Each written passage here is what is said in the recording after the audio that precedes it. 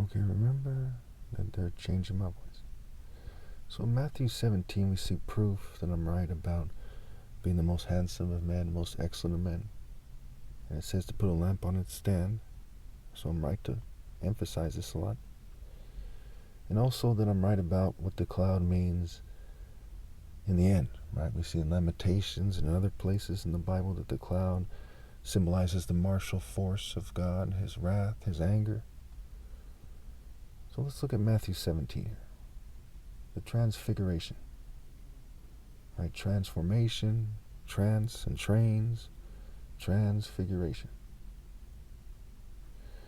After 6 days, Jesus took with him Peter, James, and John, the brother of James, and led them up a high mountain by themselves. There he was transfigured before them. His face shone like the sun, and his clothes became as white as the light. Just then there appeared before them Moses and Elijah talking with Jesus. So as they're looking at the spirit of the champion, right, who the angels attend, who the spirit of the righteous attend, right, the spirit of God, the spirit of the righteous and the angels and the spirit of God. Okay, you see that his face shone like the sun, which is said to be the symbol of the bridegroom. The sun in righteousness, the path of the righteous, is said to be like the morning sun, shining ever brighter to the full light of day. So the top martial artist, the champion, has this kind of inner beauty that shines and expresses itself in the flesh over time. Think about how when someone is angry, their face and their facial expression changes. Or when an old person has kind of wrinkles in their face, as you know, it reflects how they looked in life over time, right? If they smiled a lot, what have you, if they're bitter. So the repetition of focused moral intensity as conveyed through martial arts over the generations produces the most handsome face in the top martial artist ever possible. The most excellent, the most handsome of men. So when it says his face shone like the sun, it's like God himself. This is why Satanists like to kind of put down black people, because they're anticipating, or they were anticipating, where God's Son would express himself in the African patriarchal line. So they singled out black people the most. In fact, black people, according to some things I come across in America, okay, are more likely to be Christians, the average black person, than any other group. They're disproportionately Christians. In other words, in their particular racial demographic, you see the highest percentage of Christians. And so you see how Satanism and the persecution and stigmatization of black people is the most. However, just because they say they're Christians doesn't mean they're Christians. It's that they come very close to actually being a Christian and obeying God through me, in the eyes of the oppressor at least. That's what causes them to be persecuted more than other groups.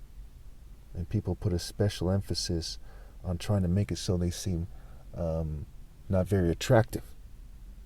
And they try to get people to focus on the flesh by talking about the size of, I'll just say it, the size of, the penis, what have you.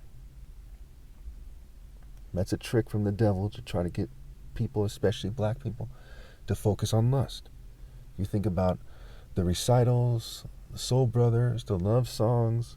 You think about the certain kind of passion and grace that some sports athletes have, right? And boxers, Sugar Ray, okay, Michael Jordan. You see a certain natural grace expressing itself. In the book Fighting for Honor, it talks about the lethal grace of the leopard to, rise as an authority figure, as an authority. And the falcon is the king of kings. I used to describe it as the falcon, the son of the sun, and the falcon, the son of the leopard. And the leopard in the Kunini Angolan capoeira culture is said to be the surgeon.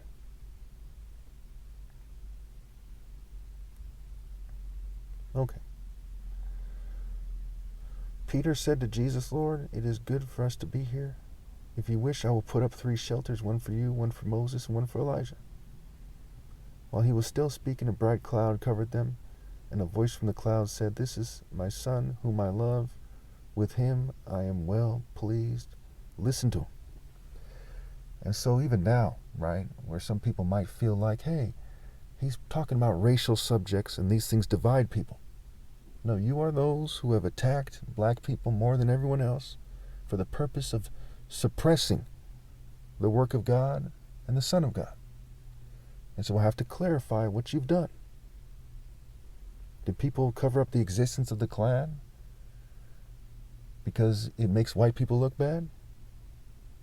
They cover up, the activities everyone knows that they did, rape and murder and terrorism and burning things and blowing up churches and what have you. How much more should the Son of God tell the truth about these racial issues? It's pretty straightforward. Okay.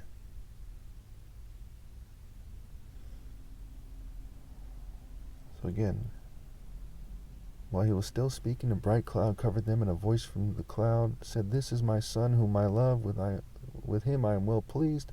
Listen to him. Obey him." We see that in Luke 6:46. "Why do you call me Lord, Lord, and do not do what I say?"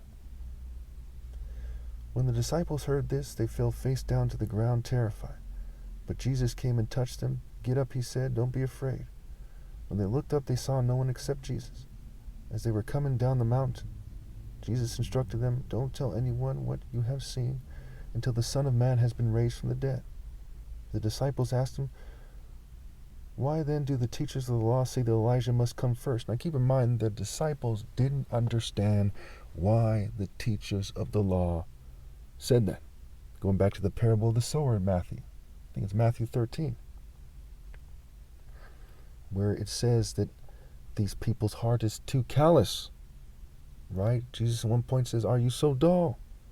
Their hearts are callous. They don't understand why that is said. They don't understand Scripture more often than not, so to speak, if for nothing else. And they don't understand why they said that Elijah must come first. Jesus replied, "To be sure, Elijah comes and will restore all things.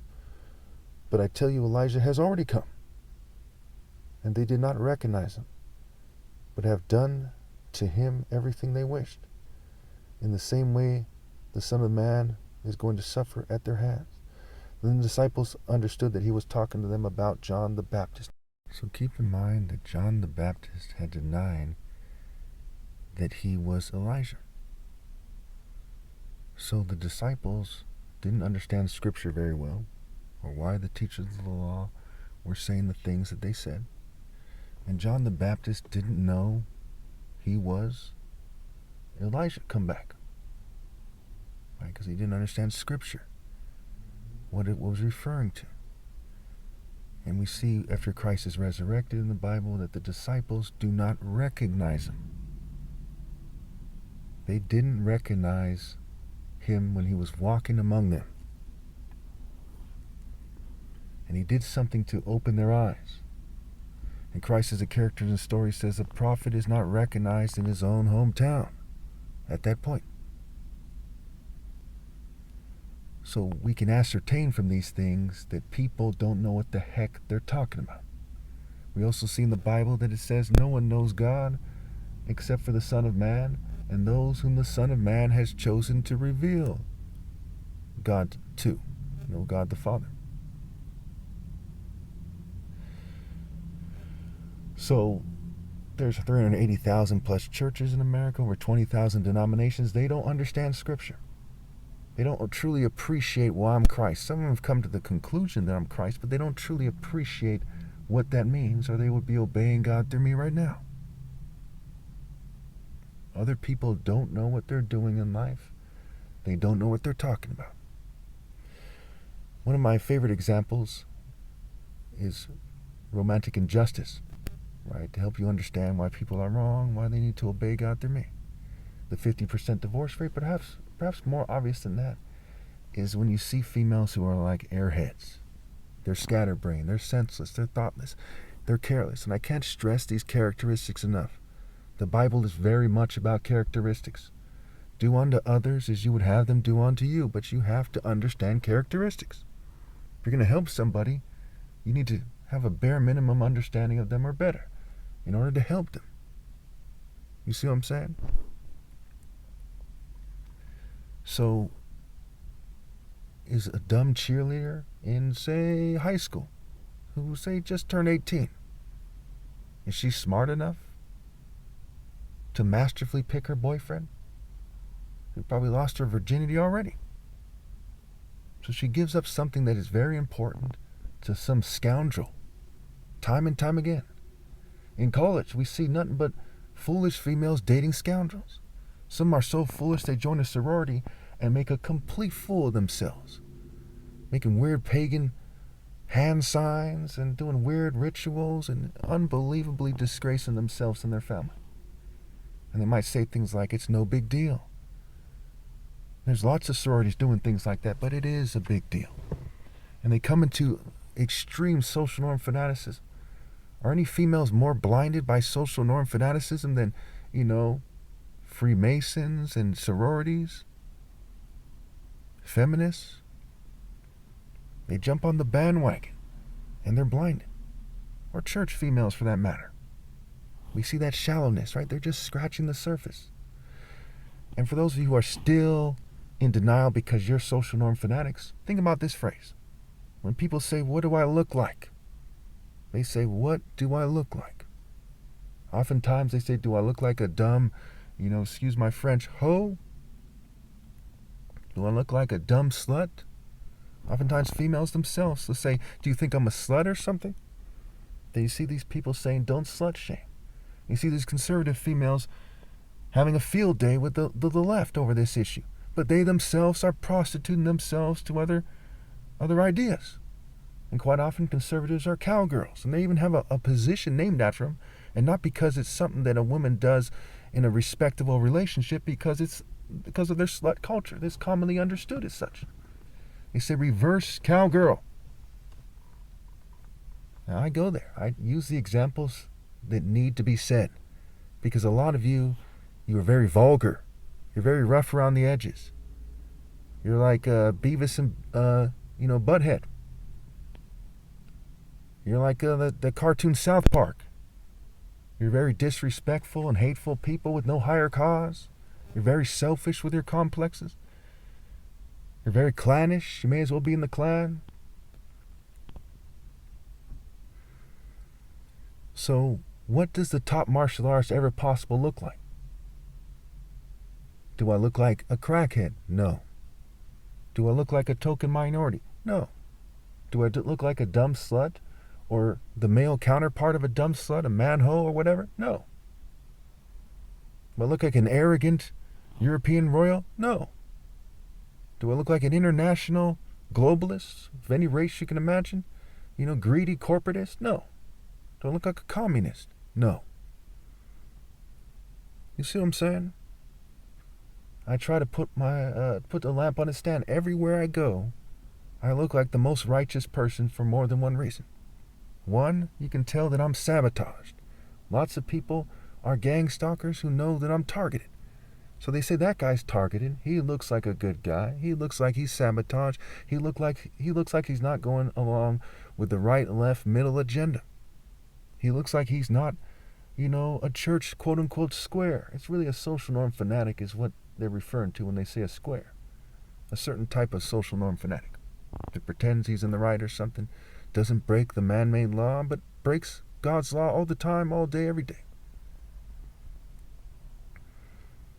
Now, when I see attractive females and I look at this situation, I say that person isn't smart enough to give me a chance. It's unbelievable. They might, come out of a Mercedes. They might come out of the bus. They might be dressed like a rich person, a poor person, a skinny person, a plus-size gentlewoman, what have you. And be tall or short, this race or that. They never, ever understand that I'm a righteous man that they would be insane to miss out on. I never see an attractive female who looks like their heart and their soul is pleading with me to try to talk to them. That never happens. Because they have bad judgment. They don't have the sound judgment that comes from God. And if you look at it as an agnostic, what happens if you follow a jock, or a mere politician, or a police chief, or military person, or a mere person in church, or a mere manager of a store, or a mere, lawyer, or businessman, or doctor, and on and on and on, psychologist. You're just going to have a worldly, social norm fanatic life. But if you follow God through me, you won't be wasting your life, because I'm Horus and everything else is set. It's foreign to the martial art order. And the word waste in their own language, in the English language, is a play on words for way set, the way they're going, where they're headed, their path and their ways. They're wasting their life. People need to stop being polite. They need to tell the truth before it's too late. Don't let being a social norm fanatic who chooses to be quote-unquote polite over telling the truth be the reason that you and your friends and your family go to hell.